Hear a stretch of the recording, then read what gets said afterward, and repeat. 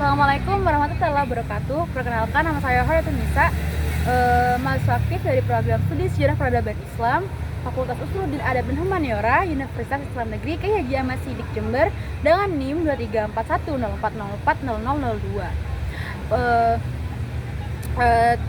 234104040002. Dalam pengambilan video ini untuk menjadi bahan UTS dari ini.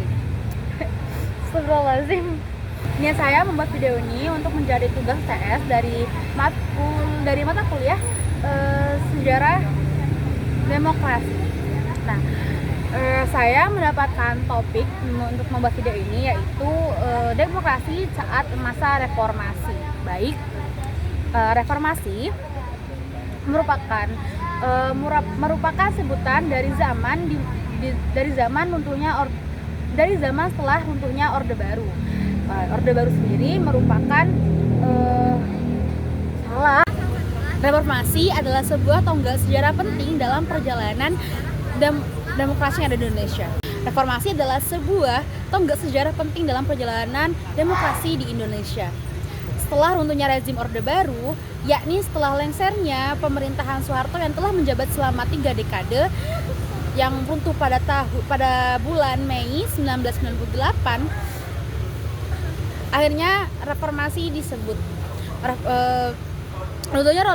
Runtuhnya Orde Baru disebabkan oleh adanya ketidakpuasan dari masyarakat terhadap pemerintahan Soeharto yang banyak terjadi korupsi dan nepotisme, atau juga disebut sebagai KKN. Nah, juga minimnya partisipasi masyarakat terhadap jalannya roda pemerintahan. Reformasi membuka jalan bagi demokrasi secara lebih luas, di mana kebebasan berpendapat, hak asasi manusia, dan transparansi pemerintahan mulai diperjuangkan secara serius. Salah satu perubahan paling mendasar pada masa reformasi adalah meningkatnya peran rakyat dalam sistem demokrasi. Jika pada masa Orde Baru kekuasaan sangat terpusat di tangan pemerintahan atau di tangan presiden, maka pada era reformasi dilakukan berbagai langkah desentralisasi, di mana amandemen terhadap Undang-Undang Dasar 1945 dilakukan sebanyak 4 kali. Di antaranya tahun 1999 hingga 2002. Amandemen ini bertujuan untuk memperkuat prinsip-prinsip demokrasi dan menghindari konsentrasi kekuasaan. Salah satu hasil penting dari amandemen ini adalah pemilihan presiden secara langsung tidak lagi digunakan, dan diubah menjadi pemilihan presiden secara yang dipilih oleh rakyat. Kalau dulu kan pemilihan presiden itu dipilih langsung oleh MPR. Nah, setelah amandemen tahun 2022,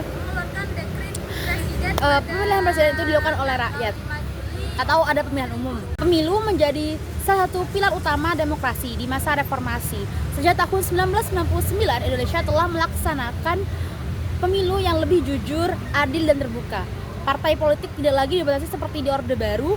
Jumlah partai yang ikut serta dalam pemilu pun meningkat drastis, memberikan masyarakat lebih banyak pilihan dalam menentukan wakil dan pemimpinnya. Masyarakat lebih banyak pemilu legislatif, pemilihan presiden, serta pemilihan kepala daerah pilkada mulai diselenggarakan secara langsung dan serentak. Hal itu mencerminkan semakin kuatnya partisipasi politik rakyat dalam proses demokrasi. Nah, selain itu, pers dan kebebasan berpendapat mengalami kemajuan yang signifikan. Pada masa Orde Baru, media diawasi ketat dan tidak leluasa mengkritik pemerintah. Namun di era reformasi, pers diberi kebebasan untuk menyampaikan informasi, mengkritisi kebijakan, dan menyuarakan aspirasi publik. Berbagai media cetak, elektronik, dan media online merupakan salah satu indikator dan terbukanya ruang publik untuk diskusi dan debat politik. Masyarakat juga mulai aktif menyampaikan pendapat melalui berbagai saluran, baik melalui demonstrasi, organisasi masyarakat sipil, maupun media sosial. Demokrasi masa reformasi juga ditandai dengan tumbuhnya lembaga-lembaga independen yang berfungsi sebagai pengawas jalannya pemerintahan. Beberapa lembaga penting yang lahir pada era ini antara lain Komisi Pemberantasan Korupsi atau KPK, Komisi Pemilihan Umum KPU, dan Ombudsman Republik Indonesia. Kehadiran lembaga-lembaga ini menjadi bagian dari mekanisme checks and balance untuk memastikan pemerintahan tidak menyalahgunakan wewenangnya. Misalnya, memiliki peran strategis dalam pemberantasan korupsi yang sebelumnya nyaris tak tersentuh oleh hukum di masa Orba. Meski demikian, demokrasi pada masa reformasi tidak selalu berjalan mulus. Tantangan demi tantangan terus dihadapi. Tantangan terus dihadapi baik dari dalam sistem maupun dari luar. Salah satu tantangan terbesar adalah masih kuatnya praktik politik uang, oligarki, dan lemahnya penegakan hukum. Banyak partai politik yang masih dikuasai oleh elit-elit politik tertentu, sehingga aspirasi rakyat seringkali tidak terwakili secara optimal. Selain itu, kampanye politik seringkali mengandalkan kekuatan modal, sehingga mengurangi esensi dari demokrasi yang seharusnya menekankan pada ide dan program bukan kekuatan uang. Tantangan lainnya adalah munculnya polarisasi di masyarakat, terutama akibat perkembangan media sosial membuka ruang partisipasi politik masyarakat yang lebih luas. Namun juga menimbulkan banyak ruang-ruang provokasi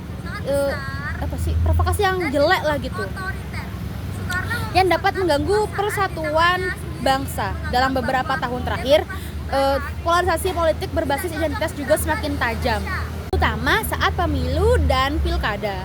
Hal ini menjadi tantangan serius bagi konsolidasi demokrasi di Indonesia.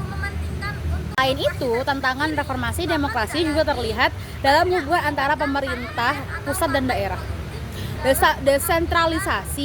Desentralisasi memang membawa banyak manfaat, namun dalam praktiknya juga menimbulkan berbagai persoalan, seperti ketimpangan pembangunan antar daerah serta munculnya raja-raja kecil di daerah yang korup dan otoriter.